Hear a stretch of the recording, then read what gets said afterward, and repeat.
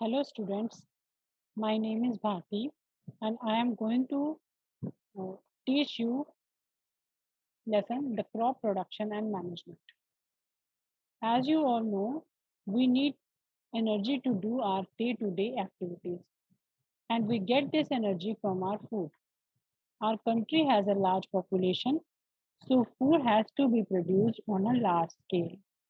हम सभी को काम करने के लिए एनर्जी की ज़रूरत होती है और ये एनर्जी हमें कहाँ से मिलती है? हमारे फूड से मिलती है। और फूड जैसे हमारी कंट्री की पॉपुलेशन बहुत ही बड़ी है, तो उसके लिए हमें फूड भी लार्ज स्केल में प्रोड्यूस करने की ज़रूरत है। What is crop? When plants of the same kind are cultivated at one place on a large scale, it is called a crop. जब सेम काइंड के प्लांट्स एक बहुत बड़े एरिया पे लगाए जाते हैं तो उसे हम क्रॉप कहते हैं। जैसे कि अगर हमने पूरे फील्ड में वीट लगाया है तो उसे हम कहेंगे वीट क्रॉप। अब according to season crops two types की होती है, rabi crop and kharif crop. Rabi crop क्या होती है?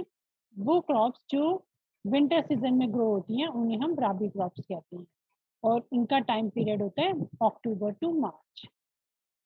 और इसके एग्जांपल्स हैं wheat, gram, pea and mustard. Kharif crop कौन सी है? That are sown in the rainy season, जो बारिश के मौसम में बोई जाती हैं, फ्रॉम जून टू सितंबर। इनका टाइम पीरियड है जून टू सितंबर और एग्जांपल है पैडी यानी कि राइस, मेज, soybean and groundnut. Basic agricultural practices. जब हम एग्रीकल्चर करते हैं यानी कि क्रॉप्स को उगाते हैं तो उसमें क्या क्या स्टेप्स होते हैं? तो उसमें मेनली 7 स्टेप्स हैं। प्रिपरेशन ऑफ सॉइल, सबसे पहले हम सॉइल को प्रिपेयर करते हैं। Then sowing of seeds, then adding manures and fertilisers, irrigation, उनके लिए पानी का इंतजाम करना, प्रोटेक्टिंग फ्रॉम वीड्स, जो जंगली पौधे उग जाते हैं अपने आप उनसे प्रोटेक्ट करना मेन क्रॉप को। हार्वेस्टिंग, हार्वेस्टिंग यानी कि जब क्रॉप रेडी हो जाती है तो उसको हार्वेस्ट करना यानी कि उसकी कटाई करना। फिर जो कटाई करके क्रॉप तैयार होती है उसको हम पूरे साल के लिए स्टोर करते हैं तो वो आ जाता है स्टोरेज में। तो किस तरह से हमें उसे स्टोर करना है ताकि वो खराब ना हो और पूरे साल चल सके, तो वो आता है स्टोरेज के अंदर। Preparation of soil, turning and loosening of soil is very important for cultivation of crops. Soil को टर्न और लूज करना बहुत ही इम्पोर्टेंट है क्रॉप्स को उगाने के लिए। टर्निंग और लूजनिंग मतलब नीचे की मिट्टी ऊपर कर देना और ऊपर की नीचे, तो जिससे क्या है न्यूट्रिएंट रिच सॉइल जो है नीचे की वो ऊपर आ जाती है और प्लांट्स को न्यूट्रिएंट्स मिल पाते हैं। और इस प्रोसेस को हम कहते हैं टिल्लिंग और फ्लोइंग। इस लूजनिंग एंड टर्निंग के प्रोसेस को टिल्लिंग और फ्लोइंग कहते हैं। Agricultural implements, that means agriculture में कौन कौन से टूल्स यूज होते हैं, हम कौन कौन से टूल्स यूज करते हैं? तो मेनली 3 टाइप के टूल्स हैं, फ्लो, हो एंड कल्टीवेटर। फ्लो जो है टिल्लिंग और एडिंग फर्टिलाइजर ऐड करने के लिए यूज होता है, वीड्स को रिमूव करने के लिए यूज होता है। हो हो एक हो जो है एक इस टाइप का टूल है जिसमें एक लंबी रॉड लगी होती है और नीचे एक नाइफ टाइप स्ट्रक्चर होता है। ये भी वीड्स रिमूव होने के लिए और सॉइल को लूज करने के लिए यूज किया जाता है। कल्टीवेटर, कल्टीवेटर जो है एक मशीन है जो कि ट्रैक्टर ड्रिवन होती है। ट्रैक्टर चलाता है इस मशीन को, पीछे ये मशीन लगी हुई है और आगे ट्रैक्टर लगा हुआ है। और इसको यूज करने से क्या होता है, लेबर और टाइम दोनों ही सेव होते हैं क्योंकि इसमें कुछ भी मैन्युअली नहीं करना पड़ता, ट्रैक्टर के थ्रू होता है तो लेबर लेबर और टाइम दोनों की बचत होती है। नाउ सोइंग, सीड्स को हम सो करते हैं, जमीन में मिट्टी में बोते हैं सीड्स को। तो उसके 2 मेथड हैं, एक तो ट्रेडिशनल मेथड ऑफ सोइंग, उसमें हम इस टाइप से 2 बैल हैं जैसे कि, और पीछे हम या तो प्लो या हो इस टाइप से कोई चीज़ लगा के उसमें हम उससे हम सोइंग करते हैं। इसमें ऊपर जो है फनल लाइक स्ट्रक्चर है, इसमें सीड डाल दिए जाते हैं, वहाँ से सीड पाइप के थ्रू नीचे आ जाता है और यहाँ पे 3-4 नीचे पाइप्स होती हैं जिससे ज़मीन के अंदर सीड्स चले जाते हैं। seed drill. Nowadays the seed drill is used for sowing with the help of tractor. आजकल जो है मेनली सीड ड्रिल यूज होता है। इसमें क्या है, स्टेप की एक टूल है जो कि ट्रैक्टर के साथ अटैच कर दिया जाता है और इसमें इन पाइप्स के थ्रू जो है सीड्स जमीन में डाले जाते हैं। Adding manure and fertilisers. अब क्रॉप्स की अच्छी अच्छी ग्रोथ के लिए हमें मैन्योर्स और फर्टिलाइजर डालने पड़ते हैं उनमें। The substance which are added to the soil in the form of nutrients for healthy growth of plants are called manure and fertiliser. वो सब्सटेंस जो कि सॉइल में हम न्यूट्रिएंट्स को बढ़ाने के लिए डालते हैं ताकि प्लांट्स की हेल्दी ग्रोथ हो, उन्हें हम मैन्योर एंड फर्टिलाइजर्स कहते हैं। अब मैन्योर और फर्टिलाइजर में डिफरेंस क्या है? Manure is an organic substance obtained from the decomposition of plant और एनिमल वेस्ट। मैन्योर क्या है? ऑर्गेनिक सब्सटेंस है जो कि प्लांट्स और एनिमल के वेस्ट को डिकम्पोज करके बनाया जाता है। यानी कि जो भी एनिमल वेस्ट है और प्लांट वेस्ट है, पत्ते, उनकी टहनियाँ वगैरह सब एक पिट में डाल दी जाती हैं और वहाँ काफ़ी दिन तक उनको दबा दिया जाता है और कुछ दिनों बाद 15-20 दिन महीने बाद मैन्योर बन जाता है उससे। Fertiliser fertiliser is an inorganic substance made from chemicals. और फर्टिलाइजर पूरी तरह से केमिकल से बनता है, वो एक इनऑर्गेनिक सब्सटेंस है। Provide humus to the soil. Manure जो है सॉइल को ह्यूमस प्रोवाइड करती हैं। आपको पता है जैसे ह्यूमस न्यूट्रिएंट रिच होती है तो वो सॉइल को ह्यूमस प्रोवाइड करते हैं, जबकि फर्टिलाइजर कोई भी ह्यूमस प्रोवाइड नहीं करता सॉइल को। Less rich in plant nutrients. Manure जो है वो न्यूट्रिएंट्स में लेस रिच होती है, यानी कि उसमें न्यूट्रिएंट्स कम होते हैं एज कम्पेयर टू फर्टिलाइजर्स। और फर्टिलाइजर जो है वो रिच इन न्यूट्रिएंट्स होते हैं like nitrogen, phosphorus and potassium. Fertilisers में बहुत सारे न्यूट्रिएंट्स होते हैं, वो मेनली केमिकल से ही बने हैं तो उनके अंदर न्यूट्रिएंट्स नहीं है। The use of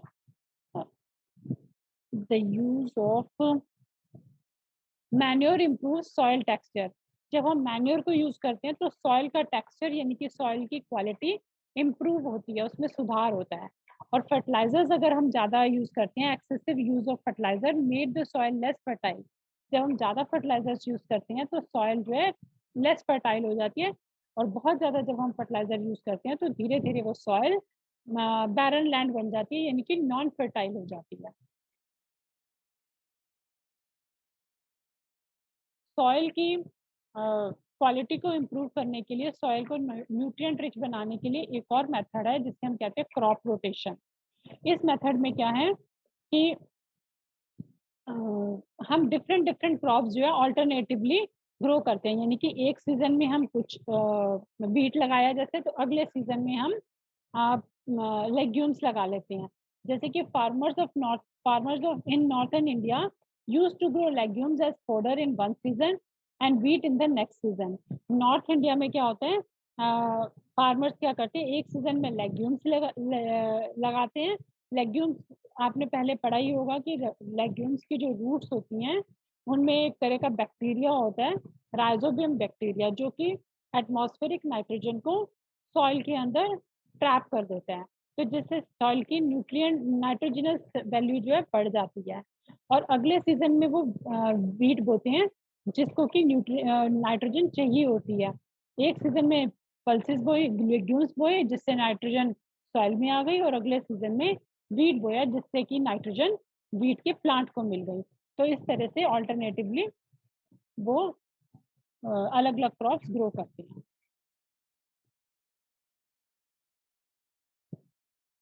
irrigation. The supply of water to crops at regular interval is called irrigation.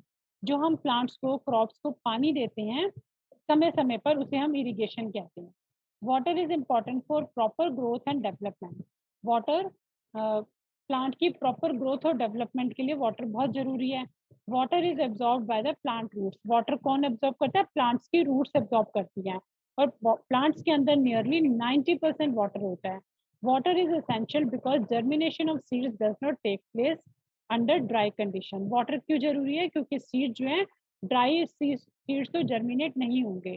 तो जब हम उन्हें गीला करेंगे या उनको वो पानी देंगे तभी वो जर्मिनेट हो पाएंगे। जब आप उन्हें पानी में सोक करोगे तभी वो जर्मिनेट हो पाएंगे। सोर्सेस ऑफ इरिगेशन, हमारी कंट्री में इरिगेशन के क्या क्या सोर्सेज हैं? Wells, tubewells, pond, lake, river, dams and canal. अब पुराने ट्रेडिशनल मेथड कौन से थे इरिगेशन के? ट्रेडिशनल मेथड मतलब जो हम स्टार्टिंग से शुरू से यूज करते आ रहे हैं, तो उसमें एक तो मोट है। मोट में क्या होता है? पुली टाइप सिस्टम होता है, ये ऊपर पुली लगी हुई है और इससे क्या है कि आप कोई बर्तन बांध के, बाल्टी या भी कोई पॉट बांध के उसे पुली के थ्रू रस्सी से कुएं के अंदर डाला जाता है और उससे फिर पानी बाहर निकाला जाता है। ये पुली सिस्टम है। चेन सिस्टम में क्या है? एक चेन सी बंधी होती है, उसके ऊपर बकेट बंधी हुई है और जब ये चेन घूमती है तो ये बकेट भी घूमकर नीचे से पानी लेके आती है और फिर इस साइड छोड़ देती है पानी और खेतों में चला जाता है। ढेकली, ढेकली में क्या है? उसमें भी ये चेन सिस्टम टाइप ही है, इसमें 3-4 जैसे बाल्टी बंधी हुई है इसके साथ और यहाँ पर एक एनिमल लगा रखा है जो कि इस मशीन को चला रहा है। जब ये घूमता है तो ये मशीन चलती है। राहत, लाहट, राहट जो है एक लीवर सिस्टम है। लीवर सिस्टम मतलब यहाँ पे जैसे स्टोन बांधा हुआ है और यहाँ पे जो है एक लकड़ी से बाल्टी बांधी हुई है। तो जब इस डंडी को ऊपर किया जाता है, बाल्टी अंदर चली जाती है, पानी भर के आ जाता है और इस साइड स्टोन से क्या है कि भी हैवी करने के लिए इसे स्टोन से बांध दिया जाता है। मॉडर्न मेथड्स ऑफ इरिगेशन, अब न्यू मेथड कौन सी है इरिगेशन के? स्प्रिंकलर सिस्टम है। स्प्रिंकलर सिस्टम में क्या होता है कि कुछ परपेंडिकुलर पाइप्स होती हैं, परपेंडिकुलर यानी कि 90 डिग्री पे ये कुछ पाइप्स होती हैं, यहाँ पे भी परपेंडिकुलर एंगल बना हुआ है, ठीक है। इनको, ये एक मेन पाइप होती है और कुछ ये साइड पे पाइप्स होती हैं, इनको आपस में कनेक्ट कर दिया जाता है। When water is allowed to flow through the main pump under pressure with the help of pump, जब यहाँ पे पंप चलाया जाता है यानी कि ये मोटर चलाई जाती है तो पानी जो है इस वाटर सोर्स से, वेल में से पानी जो है पाइप्स में जाता है और यहाँ से फिर परपेंडिकुलर पाइप्स में जाते हैं और उसके आगे जो है बिल्कुल टिप पर रोटेटिंग नोजल्स लगे होते हैं, घूमते हुए फवारे टाइप लगे होते हैं जिससे ये सारी क्रॉप्स पे स्प्रिंकल हो जाता है पानी। Now drip irrigation system,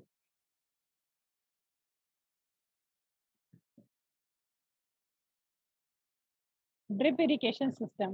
In this system, the water falls drop by drop directly under the roots, so it is called drip system. इस system क्या होता है? पानी धीरे धीरे ड्रॉप बाय ड्रॉप जो है प्लांट के रूट्स में गिरता रहता है, बूंद बूंद करके टपकता रहता है, तो इसे इसीलिए ड्रिप सिस्टम कहा गया है। It is the best technique for watering fruit plants, gardens and trees. ये सबसे अच्छी टेक्निक है अगर फ्रूट प्लांट्स, गार्डन और ट्रीज हैं तो उनके लिए ये बहुत ही अच्छी टेक्निक है क्योंकि इसमें पानी वेस्ट नहीं होता और ऐसे एरिया जहाँ पे पानी की बहुत कमी है वहाँ पे ये सिस्टम यूज होता है। इसमें भी वही एक पंप लगा रखा है, यहाँ से पानी जाएगा पाइप के थ्रू और नीचे एक पाइप लगी हुई है और हर प्लांट के पास इस पाइप में एक होल है जहाँ से कि ड्रिप ड्रिप करके पानी इस प्लांट तक पहुँचता रहता है। Protection for from weeds, weeds क्या होती हैं? जो भी अनडिजायरेबल प्लांट्स होते हैं जो कि हमारे क्रॉप के साथ अपने आप उगाते हैं, नेचुरली उगाते हैं, तो उनको हम वीड्स कहते हैं। और the removal of weeds is called weeding. और इन वीड्स को यानी कि जंगली पौधों को हटाना वहां से उसे कहते हैं weeding. Weeds compete with the crop plant for water, nutrients, space and light। अब वीड्स को हटाना क्यों जरूरी है, उनका रिमूवल क्यों जरूरी है? क्योंकि वो मेन क्रॉप के साथ वाटर, न्यूट्रिएंट, स्पेस और लाइट के लिए compete करते हैं, उनको भी वही चीजें चाहिए और क्रॉप को भी वही चीजें चाहिए, तो इसके लिए वो उनके साथ compete करते हैं, तो इनको वहां से रिमूव किया जाता है। वीड्स का रिमूवल दो तरह से हम कर सकते हैं, एक तो मैनुअल रिमूवल है जो कि हम खुरपी या फिर सीड ड्रिल से कर सकते हैं, या फिर उनमें एक सर्टेन तरह के केमिकल्स डाल सकते हैं जिनको वीडीसाइड्स कहते हैं, जैसे कि 2,4-D। स्प्रेइंग ऑफ वीडीसाइड्स में effect the health of farmers, so they should use this chemicals very carefully. जो स्प्रे करते हैं केमिकल्स, वीडीसाइड जो स्प्रे करते हैं वो फार्मर की हेल्थ के लिए नुकसानदायक है, तो उनको बहुत केयरफुली यूज़ करना चाहिए, यानी कि जो भी उसका छिड़काव कर रहा है, जो भी उसको स्प्रे कर रहा है, उसको अपने मुँह को, नाक को ढक लेना चाहिए ताकि वो उन्हें इफ़ेक्ट ना करे। Now harvesting. अब जैसे क्रॉप रेडी हो गई, तो उसको काटना भी है। The cutting of crop after it is mature is called harvesting. तो मैच्योर होने के बाद जो क्रॉप्स की कटिंग करते हैं, उसे हार्वेस्टिंग कहते हैं। Harvesting is the done manually by sickle और by a machine called harvester. Harvesting हम मैनुअली भी कर सकते हैं, मतलब लोग जो किसान है वो साइकिल ये यहाँ पर दिखा रखा है, साइकिल से भी कर सकते हैं।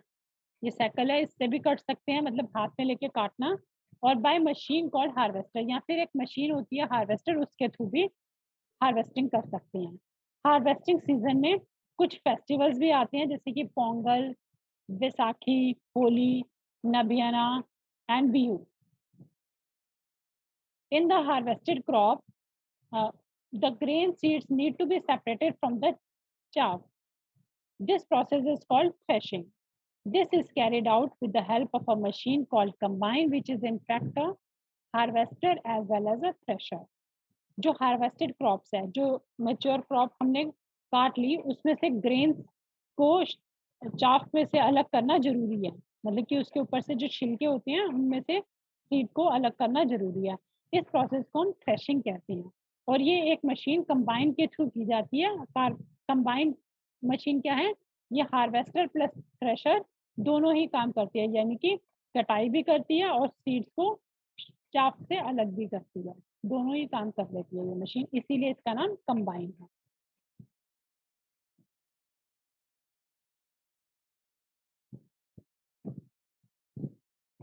स्टोरेज। अब जो हमारी क्रॉप तैयार हुई, उसको स्टोर करना भी प्रॉपरली बहुत ज़रूरी है। Before storing the grains are properly dried in the sun to reduce the moisture in them. This prevents the attack by insect, pest, bacteria and fungi.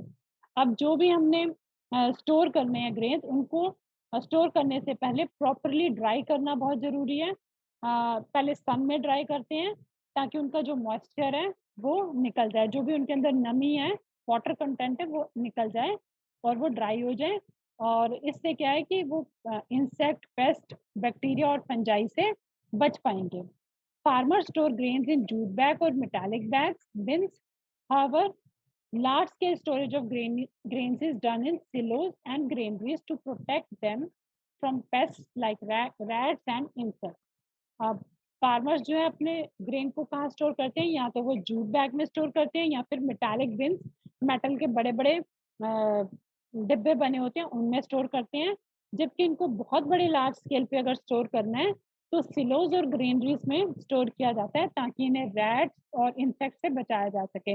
ये देखो नीचे भी एक सिलो जैसे इस तरह से बहुत बड़े बड़े कंपार्टमेंट्स बने होते हैं, इनके अंदर स्टोर किया जाता है। Dried neem leaves are used for storing food grains at home. For storing large quantities of grains in big godowns, specific chemical treatments are required to protect them from pests and microorganisms. अब घर पर अगर हमें store करने हैं grains, जैसे कि हमने ज़्यादा क्वांटिटी में राइस या व्हीट खरीद लिए, तो उसको हम कैसे स्टोर करते हैं? उनमें हम ड्राइड नीम लीव्स डालकर रखते हैं। और बड़े-बड़े गोडाउन्स में स्पेशल तरह के केमिकल की ट्रीटमेंट की जाती है, यानी कि उन केमिकल्स का पहले छिड़काव किया जाता है, फिर उन ग्रेन्स को वहाँ रखा जाता है। और ये केमिकल ट्रीटमेंट क्यों की जाती है? ताकि उनको पेस्ट और माइक्रो ऑर्गेनिज्म से बचाया जा सके।